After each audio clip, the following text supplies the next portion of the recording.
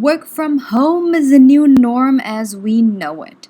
While it may be convenient for many of us to be working at the comfort of our home in our PJs, it's nothing less than a nightmare for many. And the reason being, you guessed it, remote meetings.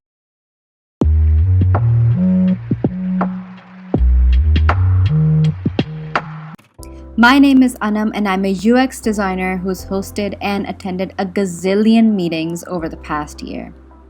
So I decided to compile a list of 8 tips you can use to make meetings and remote work in general way more productive. It doesn't matter if you're an employee or the boss, these tips are gonna benefit you. So without further ado, let's jump right in. Tip number 1. Avoid setting up unnecessary meetings. Meetings that simply could have been an email or a message should only be limited to that. This may include quick updates or specific questions that require a short yes or no answer. The bottom line here to remember is that only set up meetings when there is something to discuss with the team. If communication is only gonna be one way, then you might as well use email for that.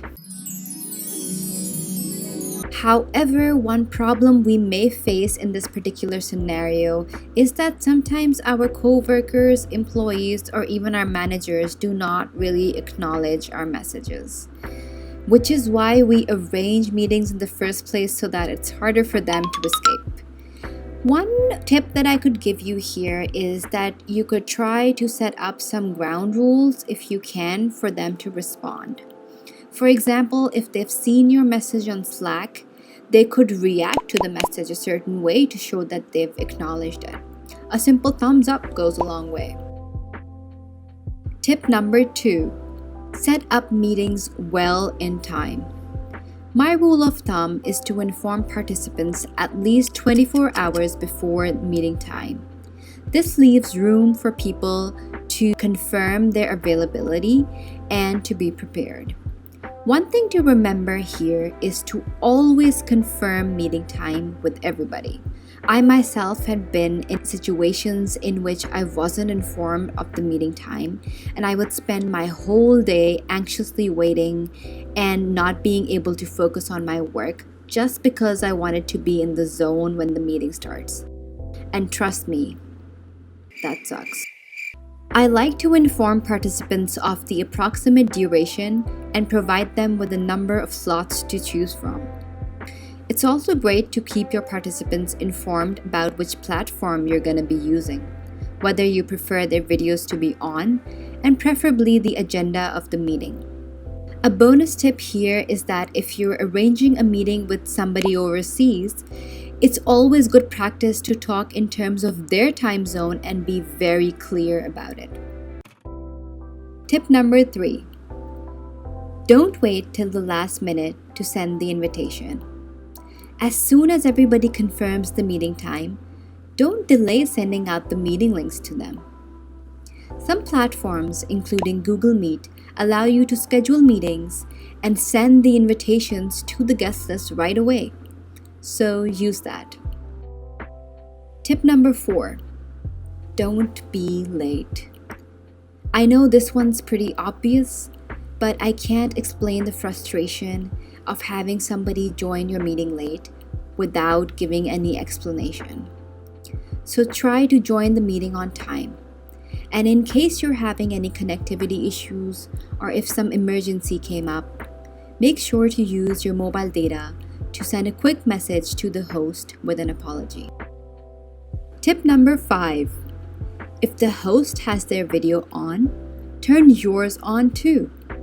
And in case you can't, let them know why. This would also give them a chance to turn their videos off if they want and avoid it being awkward during the whole call. Tip number 6, and this goes without saying, pay attention. Not only is being distracted while somebody is talking disrespectful, it's also a waste of time. If you weren't paying attention, chances are you will need them to repeat what they were saying. And that is only going to increase the meeting time if you think about it. A tip I can give is to close all unnecessary tabs and applications, such as WhatsApp, before joining a meeting. You can also try to keep other devices away from you while you're in the meeting, unless you're taking notes on them. And in case you are, you can maybe turn the Wi-Fi off so that you're not distracted with so many notifications. Tip number 7 is to keep it short. Don't drag meetings. If you've made your point once, don't repeat it unless necessary. If you're providing a summary of the meeting at the end, don't go into details. Doesn't that defeat the purpose of a summary anyway? I myself have struggled a lot with this, and over time what has proven to help me is to have an agenda which I like to follow point by point during the meeting, a slides deck, and to always be prepared. This leads me to my final tip, which is specifically for newbies. Make sure it is not your first time. Even if it technically is your first time, make sure you have set up an account on the platform that you're assigned well before the meeting time. And also try to have a test call with a friend to get acquainted with the software. The last thing you'd want to do is to explore features during the meeting. That is not professional at all. So learn how to mute, unmute, turn your video on or off, and especially how to share your screen. So I hope these tips would help you and your team get more things done in less time and would make your lives easier. If you face any other challenges during online meetings, let me know in the comments below, and we'll brainstorm for ways to overcome them. If you enjoyed this video, make sure to like it and share it with your friends. I'll see you in the next video.